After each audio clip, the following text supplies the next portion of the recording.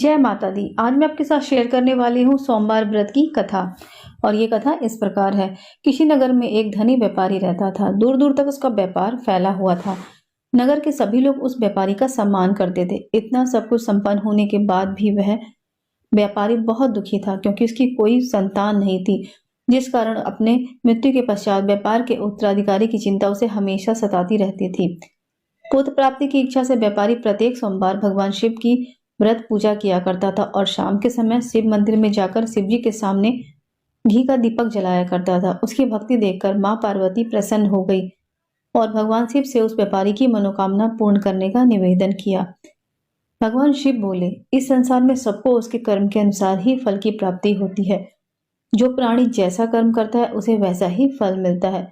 शिवजी द्वारा समझाने के बावजूद मां पार्वती नहीं मानी और उस व्यापारी की मनोकामना पूर्ति हेतु वे शिवजी से बार बार अनुरोध करती रही। अंततः माता के आग्रह को देखकर भगवान भोलेनाथ को उस व्यापारी को पुत्र की प्राप्ति का वरदान देना पड़ा। वरदान देने के पश्चात भोलेनाथ मां पार्वती से बोले, आपके आग्रह पर मैंने पुत्र प्राप्ति का वरदान तो दे दिया, परंतु इसका पुत्र 16 वर्ष से अधिक समय तक जीवित नहीं रहेगा। उसी रात भगवान शिव उस व्यापारी के स्वप्न में आए और उसे पुत्र प्राप्ति का वरदान दिया। उसके पुत्र के 16 वर्ष तक जीवित रहने की बात भी बतलाई। भगवान के वरदान से व्यापारी तो खुश हुआ, लेकिन पुत्र की अल्पायु की चिंता ने उस खुशी को नष्ट कर दिया। व्यापारी पहले की तरह सोमवार के दिन भगवान शिव का विधिवत व्रत करता रहा। कुछ महीनों के बाद उसके घर एक अति सुंदर बालक ने जन्म लिया और घर में खुशियां ही खुशियां भर गई। बहुत धूमधाम से पुत्र जन्म का समारोह मनाया गया, परंतु व्यापारी को पुत्र जन्म की अधिक खुशी नहीं थी, क्योंकि उसे पुत्र की अल्पायु के रहस्य का पता था। जब पुत्र 12 वर्ष का हुआ तो व्यापारी ने उसे अपने मामा के साथ पढ़ने के लिए वाराणसी भेज दिया। लड़का अपने मामा के साथ शिक्षा प्राप्ति हेतु चल दिया। रास्ते में जहां भी मामा भांजा विश्राम हेतु रुकते, वहीं यज्ञ करते और ब्राह्मणों को भोजन करवाते। लंबी यात्रा के बाद मामा भांजे एक नगर में पहुंचे। उस दिन नगर के राजा की कन्या का विवाह था, जिस कारण पूरे नगर को सजाया गया था। निश्चित समय पर बारात आई, लेकिन वर का पिता अपने बेटे के एक आंख से काने होने के कारण बहुत चिंतित था। उसे भय था कि इस बात का पता चलने पर कहीं राजा विवाह से इनकार ना कर दे, इससे उसकी बदनामी भी होगी। जब वर के पिता ने व्यापारी के पुत्र को देखा तो उसके मस्तिष्क में एक विचार आया। उसने सोचा, क्यों ना इस लड़के को दूल्हा बनाकर राजकुमारी से विवाह करा दूं। विवाह के बाद इसको धन देकर विदा कर दूंगा और राजकुमारी को अपने नगर ले जाऊंगा। वर के पिता ने लड़के के मामा से इस संबंध में बात की। मामा ने धन मिलने के कारण लालच में वर के पिता की बात को स्वीकार कर लिया। लड़के को दूल्हे का वस्त्र पहनाकर राजकुमारी से विवाह करा दिया। राजा ने बहुत सारा धन देकर राजकुमारी को विदा किया। शादी के बाद लड़का जब राजकुमारी के साथ लौट रहा था तो वह सच नहीं छिपा सका और उसने राजकुमारी की ओढ़नी पर लिख दिया, राजकुमारी, तुम्हारा विवाह मेरे साथ हुआ है। मैं तो वाराणसी पढ़ने जा रहा हूँ और अब तुम्हें जिस नवयुवक की पत्नी बनना पड़ेगा वह कान्हा है।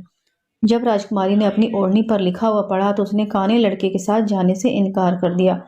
राजा को जब ये सब बातें पता लगी तो उसने राजकुमारी को महल में ही रख लिया। उधर लड़का अपने मामा के साथ वाराणसी पहुंच गया और गुरुकुल में पढ़ना शुरू कर दिया। जब उसकी आयु 16 वर्ष की हुई तो उसने यज्ञ किया। यज्ञ की समाप्ति पर ब्राह्मणों को भोजन कराया और खूब अन्न वस्त्र दान किए।